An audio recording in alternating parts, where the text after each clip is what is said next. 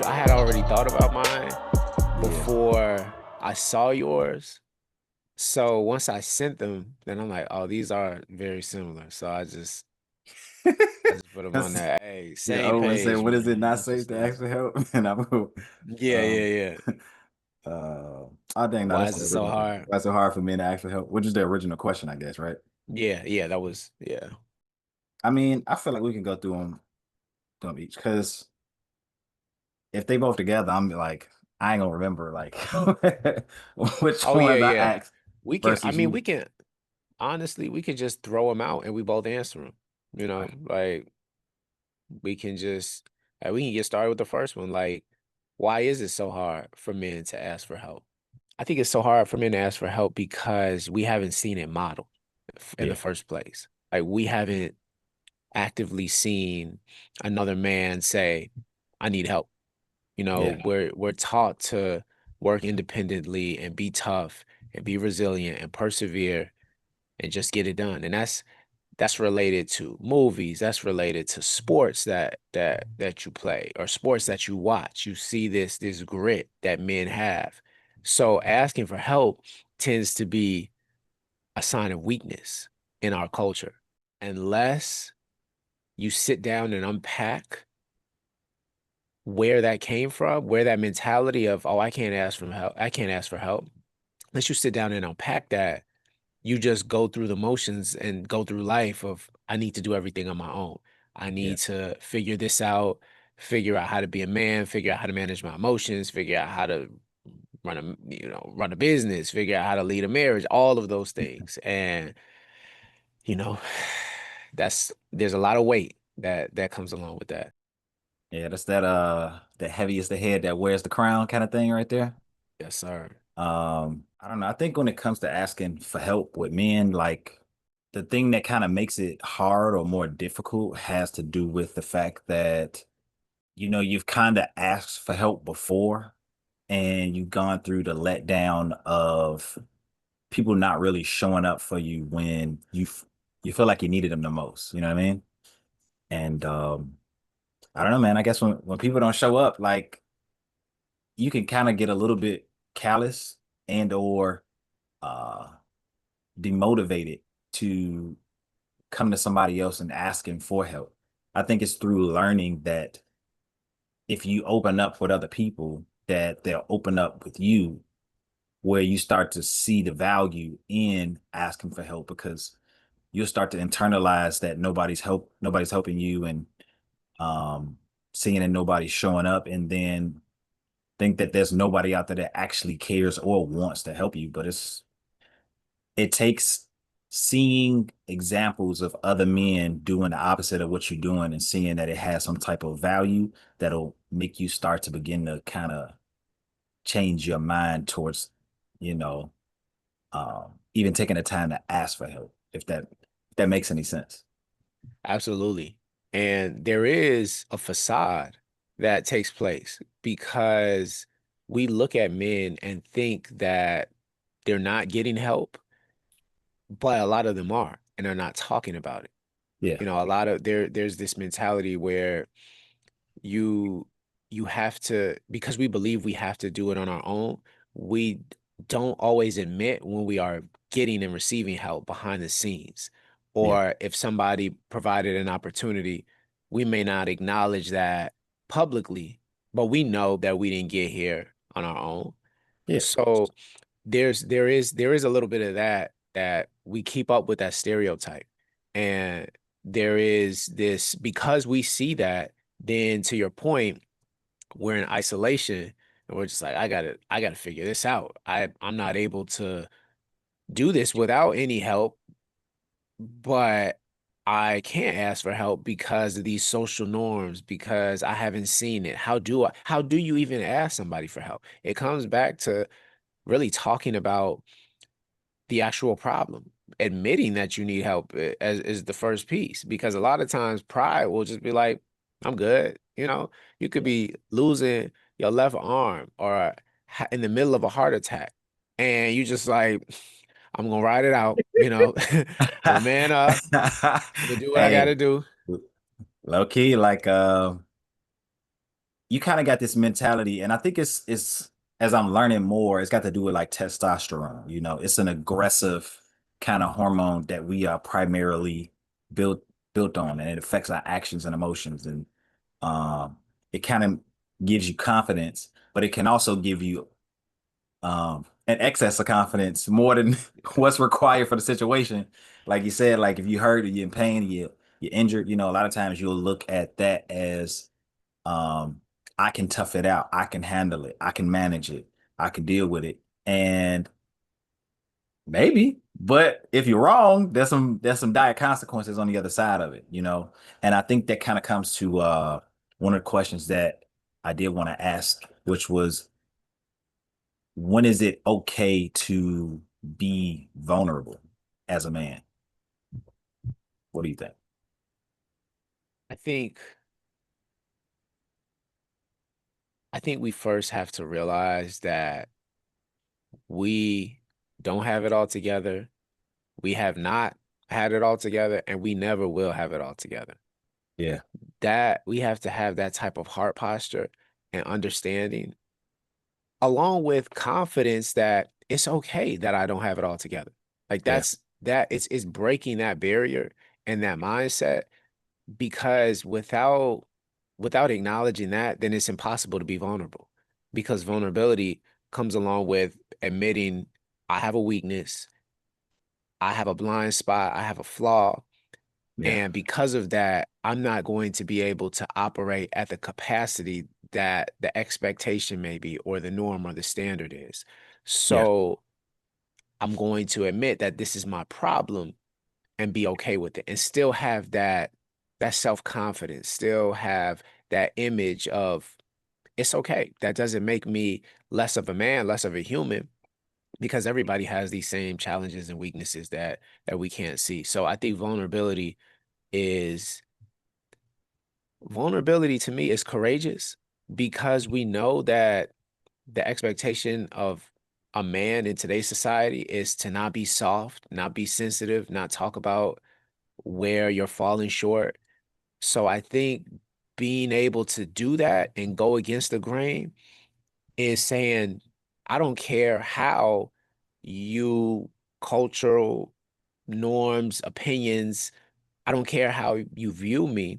This is what it is. And I'm not going to put on a mask to keep that image going. I'm going to be who I am and live freely and realize I may not be where I want to be right now, but eventually I will continue to work and continue to grind and continue to make progress to get there.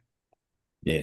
Hey, I don't want to hold you, man. I had I just realized I was like, wait, I'm listening to this audio through the through the laptop. I ain't got no headphones on, so I'm over here like, I don't know if that audio was being recorded on my mic and coming through. Oh, wow.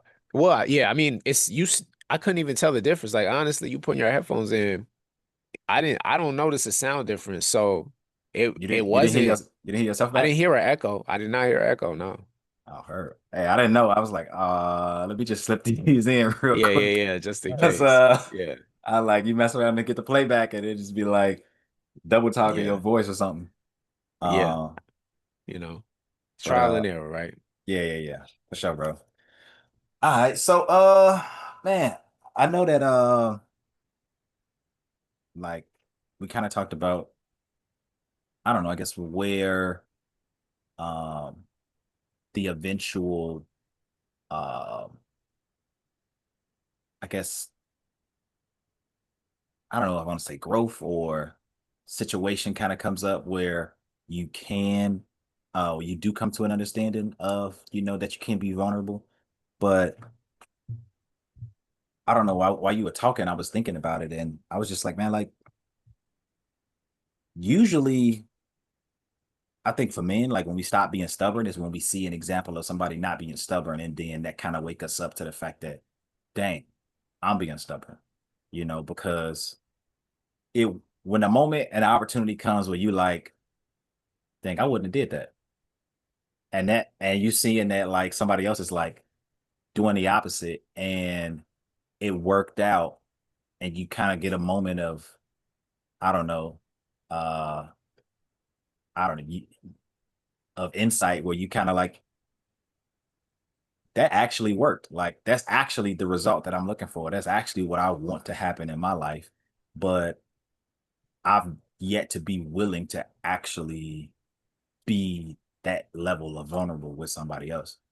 Um, I don't know if you like had an example or a situation where like you kind of ran into somebody doing something that was like ideal for you, but you just never made a decision to humble yourself and maybe give it a shot too, or has anything like that ever come up or happened like in your life that you can recall on the spot? No, Yeah, yeah, yeah. No, I honestly think for me, it was honestly being tired of trying to hold it all together yeah, and going through, I mean, I got 4 kids now, and yeah, yeah, going through the motions of trying to be a father, like just being a father, not even a good father, but just learning how to be a father. yeah, I'm just like, what is going on? And then just life, then you're still, you feel like you're still, I think in your 20s going into 30s, like you still feel like you may be behind in a sense, like lacking information, where it's like I'm still not navigating how I want to. So you still learning things on the personal level. You have relationships in your life, whether it's a friendship or family member, and you're navigating different dialogues and conflicts with them. And then your spouse, and you just have so many things that you're carrying, and you're supposed to, at least I thought, show up with a smile on your face. Like, it's cool. Everything is cool.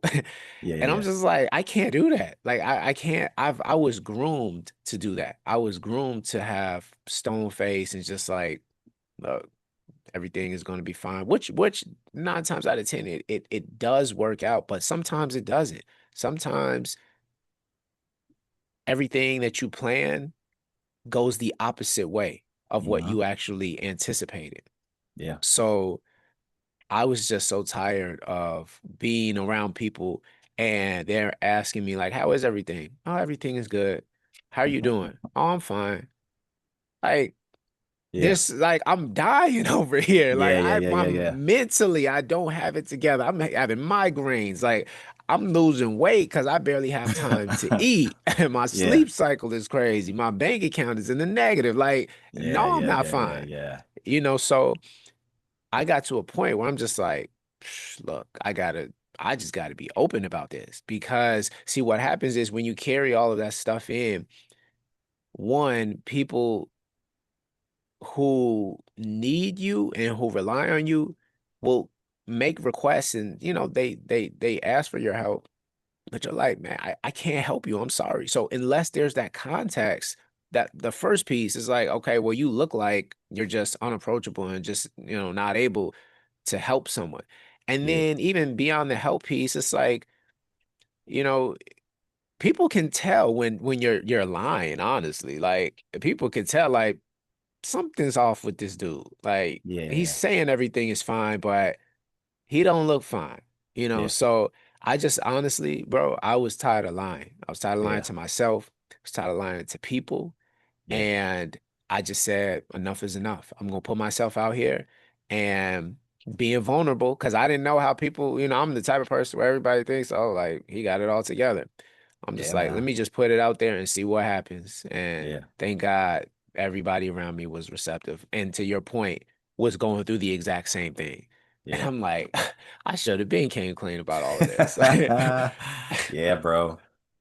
Yeah, man. I feel that, man. What It's about crazy. you? Um, as far as what, like if I've had a moment of, I guess, a eureka moment or something like that. Yeah, yeah, like a Uh, moment where you realize, okay, it's okay to be vulnerable and also identifying someone who was out there doing it yeah, that even gave you the go ahead to say, you know what, I'm gonna keep going down this route. Yeah, man. I don't remember what, like, if it was something in particular. Like, I don't know, man. Cause I don't know, I guess kind of seemed like everything was, you know, cool for the most part. Like being married. I mean, life wasn't necessarily like always cool and peaceful, and going exactly the way that you wanted to. But like, later on as problems started to come up and arise and stuff. And I'm just like, I don't know, as a man, like you're just always thinking logically, like you're just trying to figure it out. You're trying to understand like what it is that you're supposed to be doing, how you're supposed to be doing things. Um, and then there comes situations that you understand, specifically like in marriage, like things will come up and it's like logically, I should be able to fix this. Logically, if I say XYZ, she's gonna be like, click, click, click, all the things are gonna line up and uh everything's gonna be cool. But that isn't necessarily what happened. And I don't know, you just kind of like baffled and bewildered because this is the same logic that you've used all your life to try to work out any other situation. And not that it's always worked, but this just seems like this should work because if somebody told me these exact things, if somebody said these exact same things to me, I would be more open and more receptive. Um, and so it started to, I guess, compile more and more. It was like, you know, conflict would maybe come up every once in a while, and then it would become more frequent. So then it became more important. And then it was like, man, like this is crazy. Like I don't even know what made me decide to start um talking with other guys. You know what I mean? Like uh but I think you and another homie of mine, um, just you just started talking. And I was just like, huh, that's interesting. Like it sounded like his problems slightly different, but very similar. And it sounded like his problems slightly different, but very similar. And it was then I started to realize, like, through those conversations that, like, man, there's actually relief in talking about just what's going on and what's happening in your life. And Absolutely.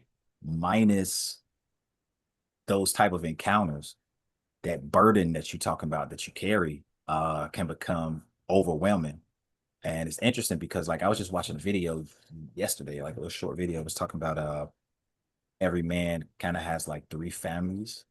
And it's like, your work family, um, your home family with your wife and kids, and then like your brotherhood, and it was talking about how most men don't have that third component, that brotherhood. And if you don't have it, then you struggle because you want to release, and then you find yourself unloading these struggles with your wife, and maybe not intentionally, but let's just say unintentionally, she'll maybe lose, I guess, a little bit of trust in you to a degree. You know what I mean? Like it's not like she really changed up on you, but like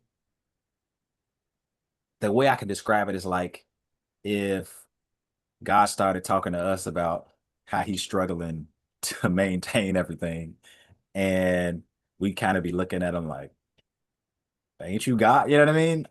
Yeah, yeah, yeah. And he would never do that, but at the same time, also we aren't God. And so it's almost kind of a situation where we have to learn to understand that. I remember I heard this before when I was in network marketing. It was something about like um you never complain to your downline. You know what I mean? You don't talk about your problems to your downline. You talk about them to your upline. Somebody who's been where you've been, who's gone where you've gone, who's trying to do what you're trying to do. And I'm like, bro, like that makes sense, but I never thought that it was applicable in marriage. My understanding is, I could come to you and complain about anything. It's not that I can't talk about anything with my wife. It's just that I understand the dynamic to the degree that uh, this is not the thing that I burden her with. There's some things that are pertinent that she needs to know about, that she needs to kind of be a co-heir and carrying the load. Um, but there's other things where it's like she wouldn't understand this because she's not a man and she'll never be one, so she won't get what I'm trying to relay to her. And the only other people that'll understand it is other men and God Himself, and then God speaks to us through His word, but He um tells us to, confess your sins one to another, um, to be like iron sharpening iron, um, and to be of encouragement to one another. And talks about how um, I feel like every time I want to bring up a scripture, I'll be forgetting exactly what it is. But he talked about how good words are. I feel like this is in Proverbs. How good news is, or how sweet it is to hear good news, or something. Yeah, You yeah. know what I'm talking There's about? there's a lot of there's a lot of correlation between good words being sweet, almost as a honeycomb, Yeah, or yeah, yeah, a harsh or rash answer stirring up anger. So yeah, there's that comparison of like using good words, pleasant, sunny, happy time, and then, when you're using your words harshly, what it yeah, leads to is anger from somebody else. yeah, yeah. Yeah, you need a a little hoorah from your boys to be like, hey, look, you're not alone, bro. Let's just, let's keep swimming, let's keep moving. Don't give up, don't quit. It's not over. Um, and I know that the scripture talks about, older older women teach the younger women, and for older men to teach the younger men. And I feel like we've, as a society, we kind of gotten away from the whole teaching the younger people mentality. It's more so like a complaining about what you're not doing than a fellowship of like walking you through life so that you can gain understanding as you go along. Because I feel like it's partially to do, it's just a random thought, could be wrong, right? But I feel like it's partially to do with the fact that, I mean, we pass all of our education along to somebody else. Um, from schooling, I just say primarily schooling, like all of your younger years, all of your most formative years are with you being taught by somebody else, which inadvertently makes a lazy teacher parent, Um, you got enough stuff going on in your life where you don't got time to, make a lesson plan to specifically sow into your child good seed over time, and hope that someone else out there in the world waters it and helps it grow. And so it's that thing like we were talking about before with the men's group that we were doing. It's a passivity, and since man is basically held responsible, it's our responsibility to not be the passive. If somehow our wives or society or something like that doesn't do it, the buck still stops at us. And that responsibility is one that we ought not to neglect, in my opinion. Yeah, absolutely. We set the tone. We're the model. And we also have to balance this encouragement of lifting others up, especially our wives, our significant others. Yeah. So at what point do we discern? How do we discern where to keep that balance? Like, for instance, at what point is it okay to cry? Because there is this aspect of human emotion that we have to show, but a lot of times we're having to be the rock. Yeah. So when is that okay? I mean, it's funny because talking about crime, man, like I think it's, as long as it's something, I guess, legit. I mean, it, and you can bring yourself to tears about it. I mean, sure, go ahead and get it out. The thing is that like being a man is, it's not very easy to come to tears. Like, um, there's lots of stuff that hurt that you just like, dang, ouch. But you know what I mean? Yeah. You're not necessarily like, I need a Kleenex or Yeah. something like that, man. It's just that sucks. I didn't like that. Dang, I wish that was different. But it kind of rolls off your back more because you can handle the stress of it. Just like I was learning yesterday, actually in that video I sent you, it was like testosterone makes men more adept to handling stress. Um, which is why if a man is actually crying, is that much more serious because that means he's in stress overload. Because, if you have children or, you've been married, you done seen your wife cry a few times in some situations, and you're like, what you crying for? You know what I mean? Like, and then, or your kids, they be like, stop crying. Like, that's not worth crying about. Um, but it's the thing of not having that same level of testosterone that kind of gives you that feeling of, this is not that big of a crying event because I would not be crying over this. I got problems bigger than this problem that we talking about right now. And I ain't even crying about that. So you crying? I'm like, nah, it's not even Yeah. worth it. Yeah, I think that's just how our brains work. Our Yeah. brains just function where, okay, there are other things that are taking place in my life. Yeah. Do I need to be crying over this? And I Yeah. think there are times where, you know, obviously in grief, you cry over. I don't think there's a right or wrong way to navigate that. I think some men are more emotional, than others. Some of us have been taught to bury our emotions.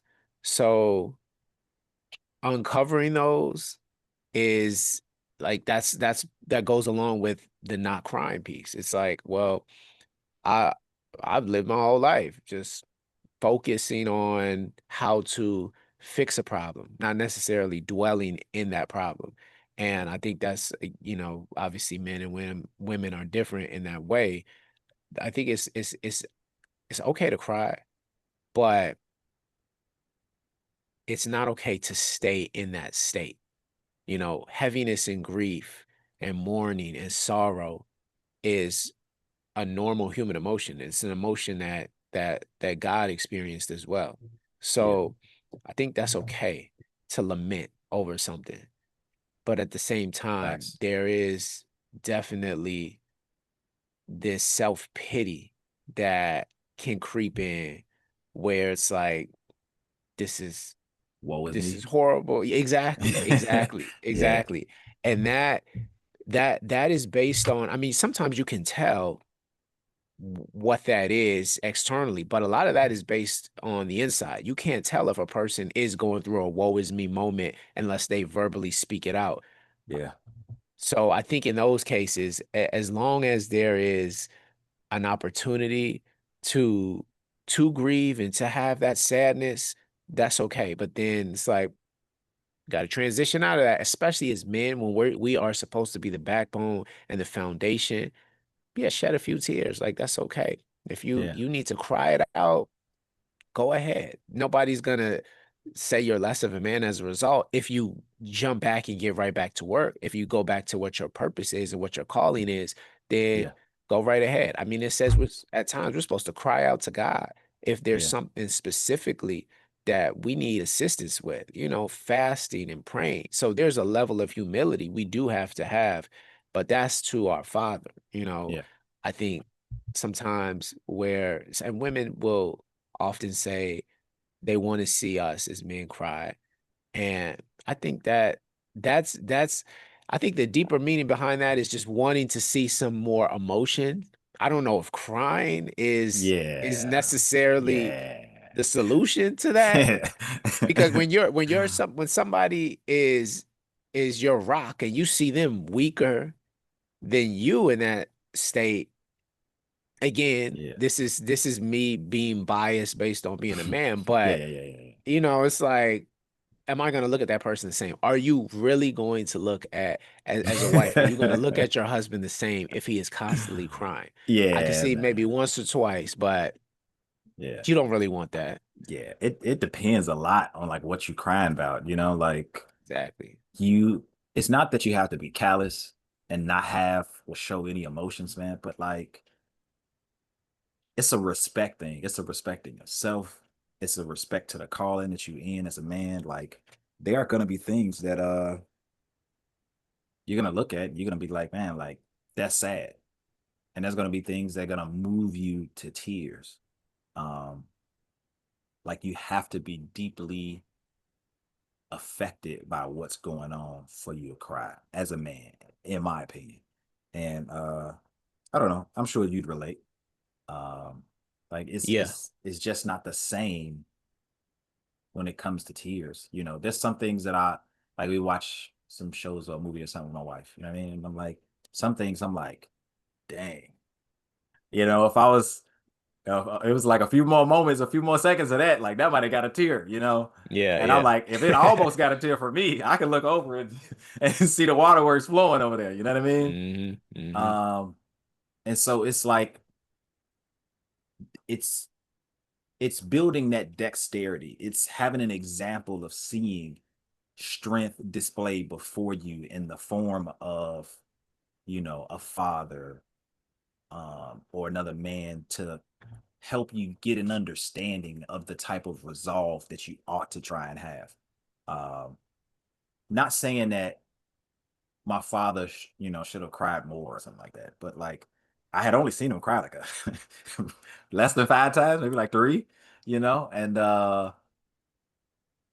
it's it's crazy. I think the first time I had ever seen it was when his mother passed. And like I didn't see it like I think like really any time before that. And what happened? Like throughout the whole funeral process, I wasn't really seeing him cry. Which I was like, that's interesting. You know what I mean? Like I'm like, I'll be balling if my mama died. For real. For real. Uh and everybody was losing it and like just stoic. My man's just not crying, just handling his business, doing what people ask him to do. um and then we got in the car and I think a song was playing. I think it was a CD that my pastor here gave him. And I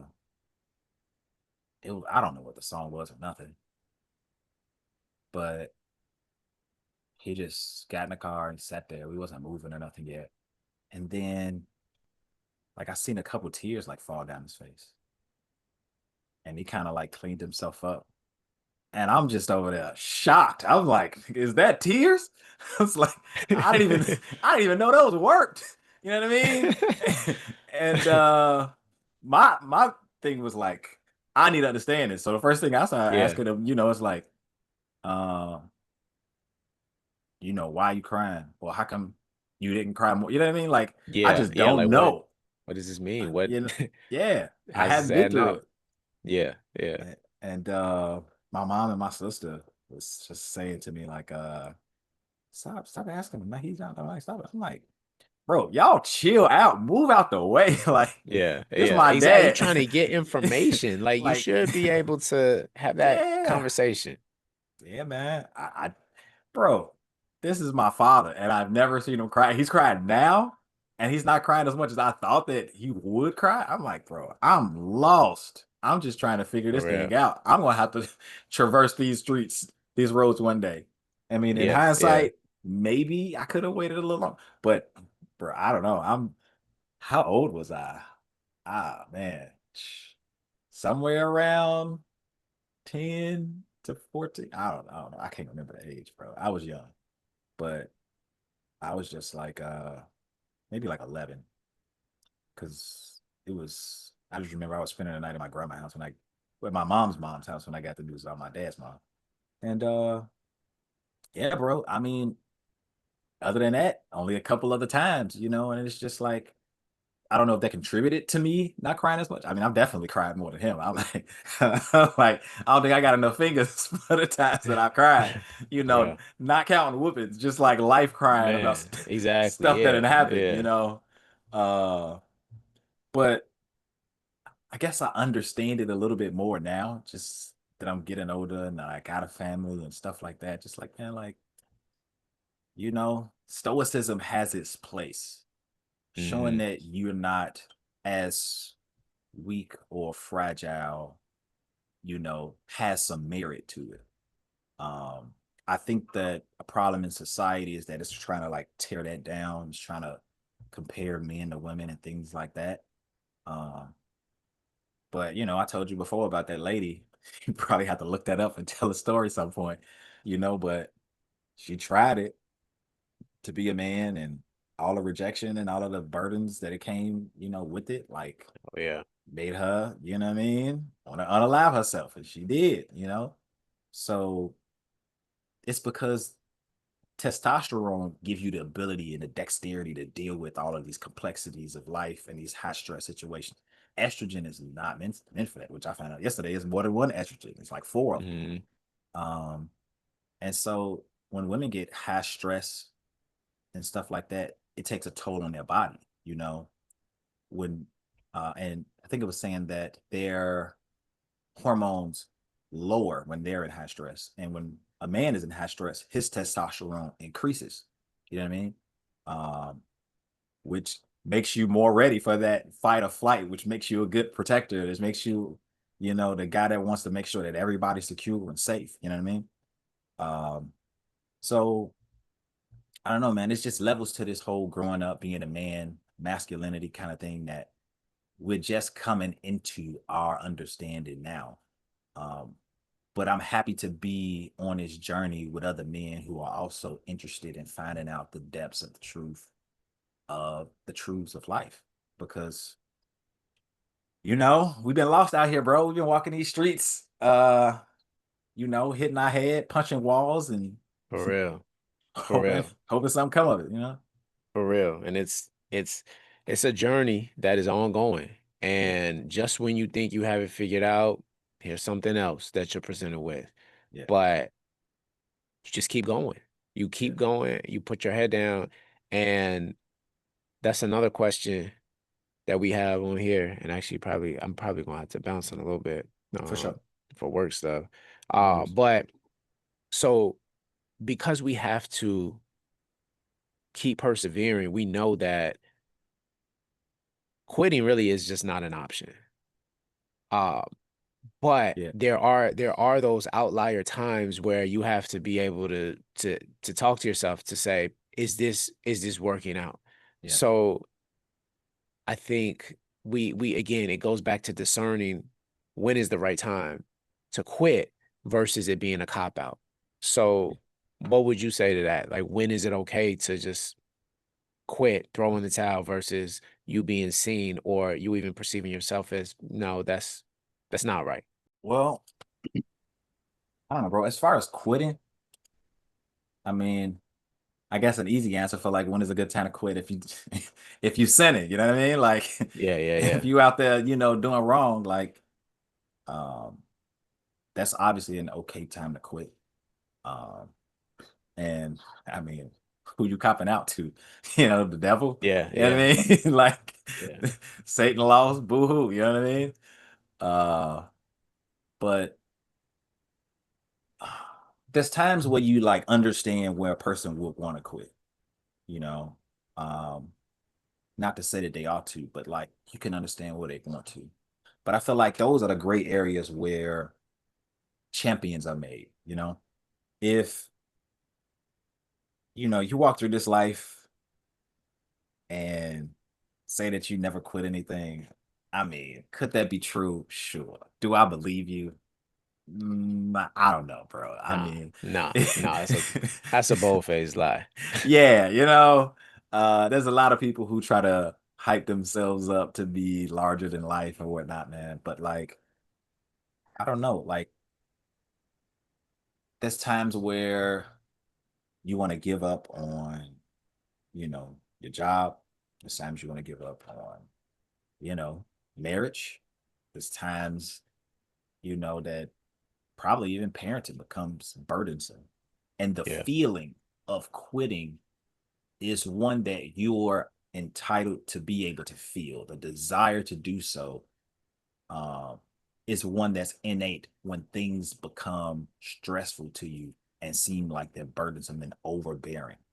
The thing that that the difference maker is being able to discern whether this is really a quittable situation.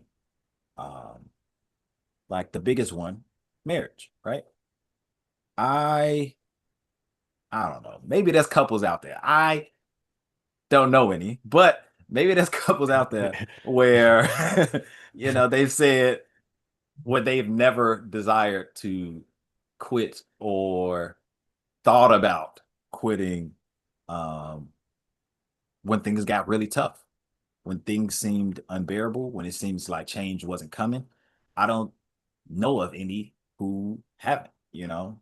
I mean, it's not that I've asked every single person I know that married just for survey purposes, Yeah, yeah, yeah. but just so far from surveying the people that I've talked to so far, man, like it gets to that point where things can become so overwhelming, so insurmountable that you like, man, I'm out. You know what I mean? Like it's not Mm, nothing else to talk about. Let's kill it. You know?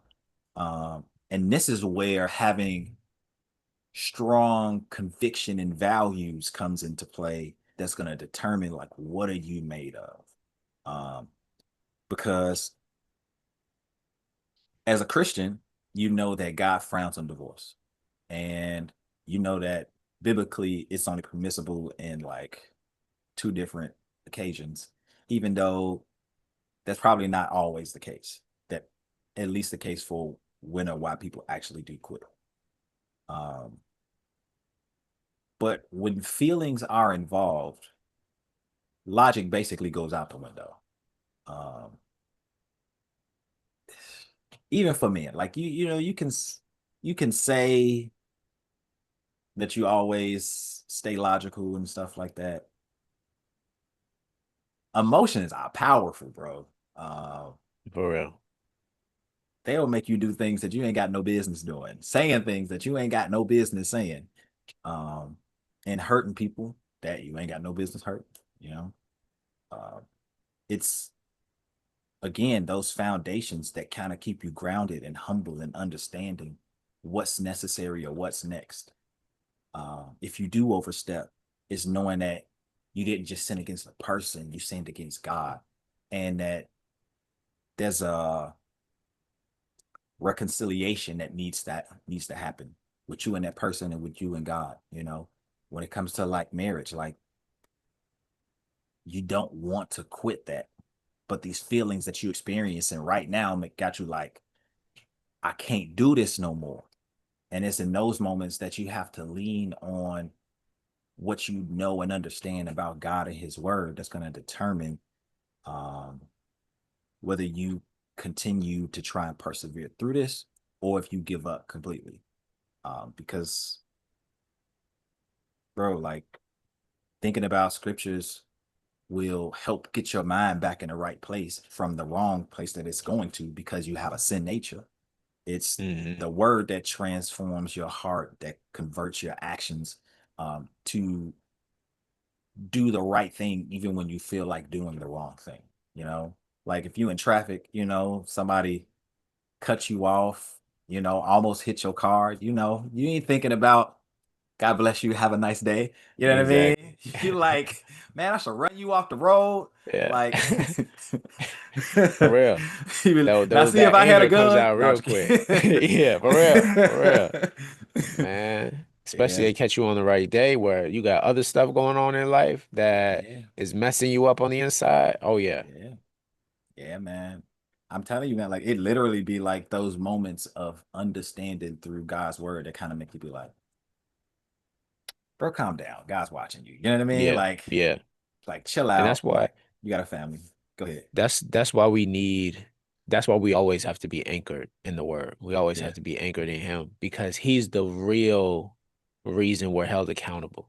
yeah, He's the one that is going to convict us and help us see and discern this is it's not time to quit. yeah. You have me as your power. And even when you're weak, my power is made perfect in weakness. So there's no reason that you need to stop Yeah.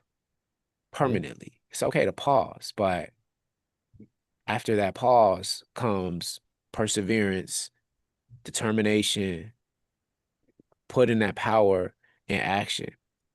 And I think it's our we have this fear of failing that blocks us from trying.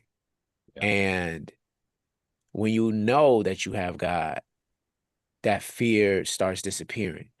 Yeah. But not just, it's knowing that you have him and knowing that you can lean on him for support for anything, knowing that he is your power, knowing that he is your strength. Those are the things that provide confidence that doesn't waver.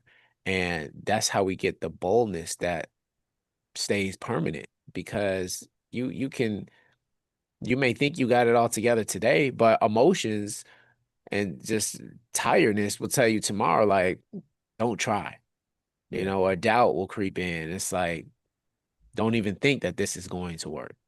Yeah. So we always, and that's something that I've learned. I've always, not always, but I want to get to the always phase of when I'm not feeling it, I'm being reminded, but I have God. Yeah.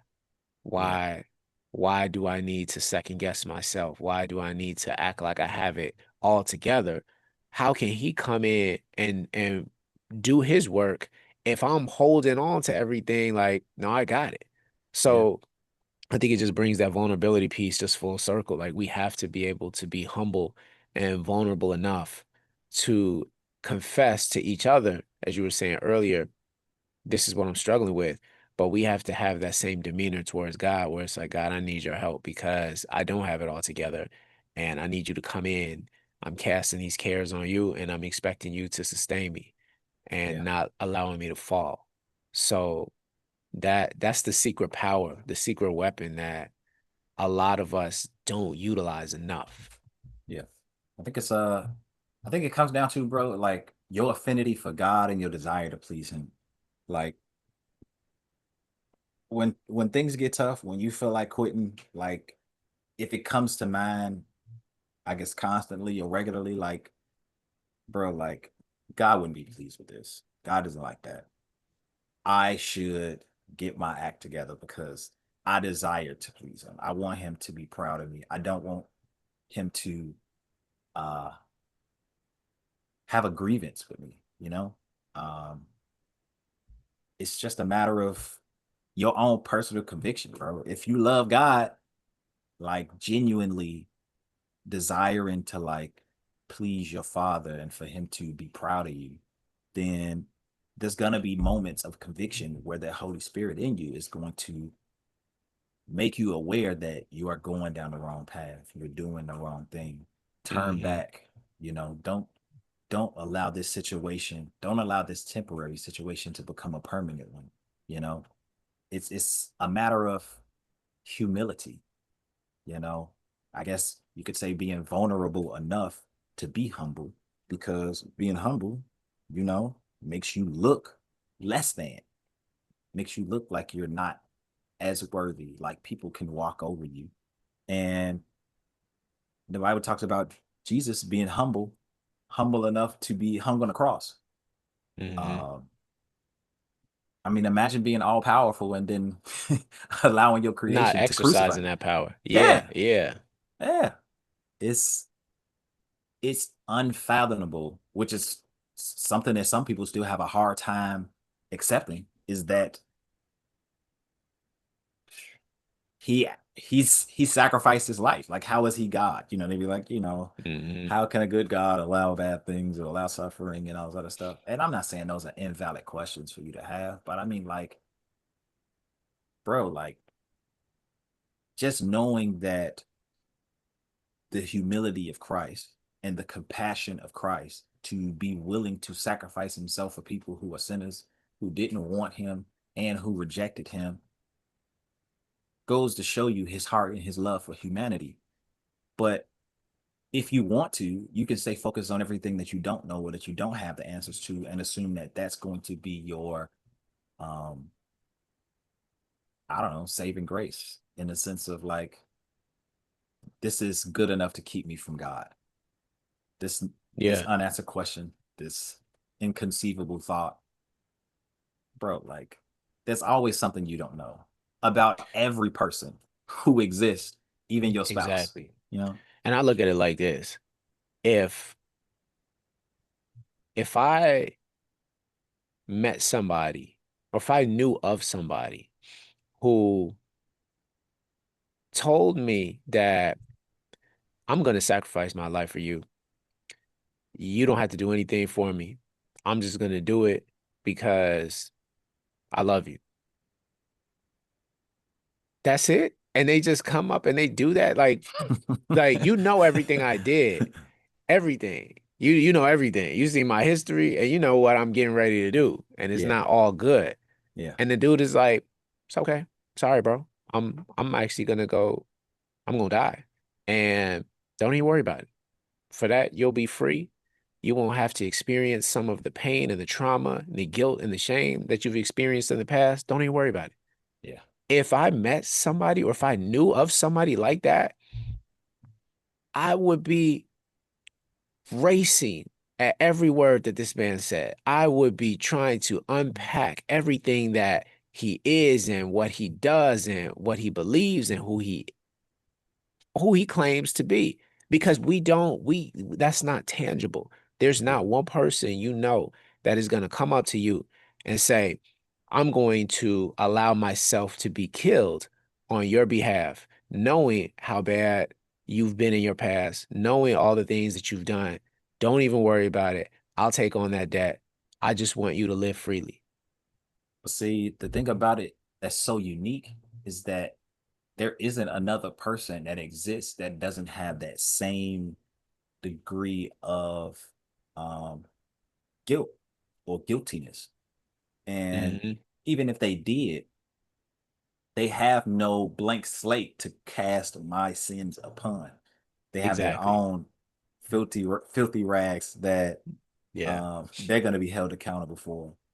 So it's just so unique of a situation, from the virgin birth to the sinless life to the um, hate and accusations that are cast against him because people don't like to hear the truth.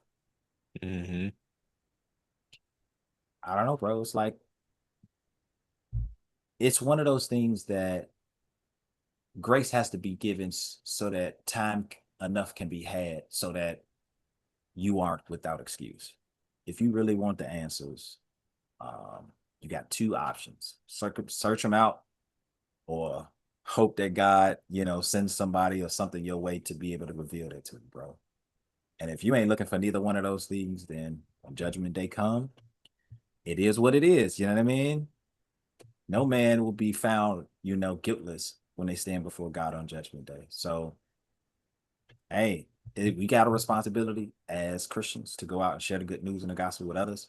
And others have a responsibility to be seeking to try to find out the truth and matters of life and not get so distracted, especially today, because it's so easy. There's so much to distract you from what's important in life. Um, Hmm. so, Yeah. be diligent, man. Be on purpose.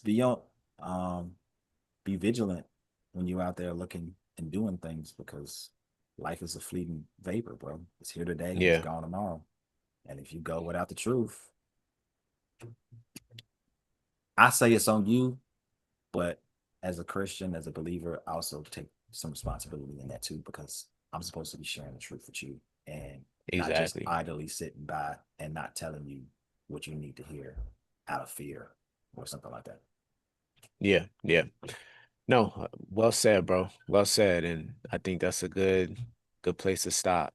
Yeah, Yeah, this was powerful, man. And truly appreciate you for this conversation because it's always yes, sir. uplifting, it's always it's convicting in a good way and in a comfortable way, but in a needed way.